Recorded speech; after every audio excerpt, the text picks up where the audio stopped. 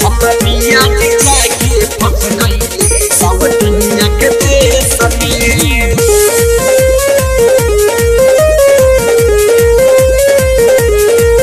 हम पिया जाके फंस गई सावनिया के देश में।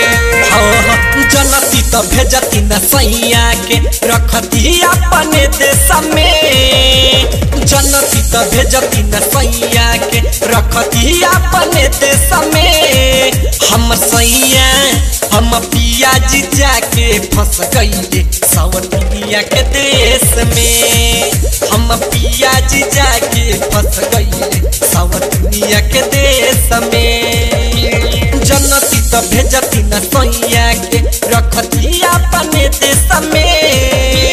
जनती तो भेजती न सैया के रखती अपने देश में। हम सैया हम पिया जी जाके फंस गईले सावनिया के देश में। हमर पिया जी जाके फंस गईले सावनिया के देश में। हम पिया जी जाके फंस गईले सावनिया के देश में। हम पिया जी जाके फंस गईले सावनिया के देश में। जनती दे ऐसे होइत सखी खोली के देती दुकानी। ओही में बेचतन हमार बलमुआ गरम ठंडा पानी। गरम ठंडा पानी सखी जनती दे ऐसे होइत सखी खोली के देती दुकानी। ओही में बेचतन हमार बलमुआ गरम ठंडा पानी।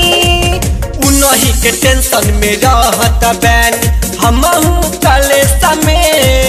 हम सैया हम पिया जी जाके फंस गईले सावनिया के देश में। हम पिया जी जाके फंस गईले सावनिया के देश में। हम पिया जी जाके फंस गईले सावनिया के देश में।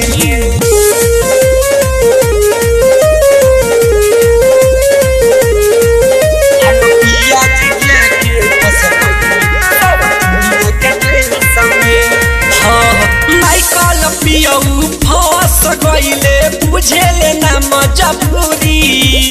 ताज देवरू लगे नया बस रहल सरदम दूरी।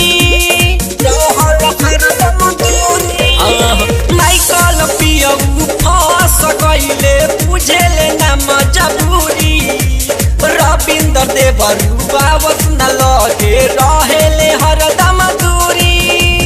तड़पेला हमारो जवानी रही बिरहीन के भेष में।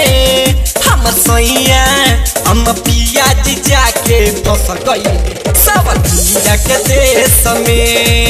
हम पिया जी जाके फंस गईले सावनिया के देश में।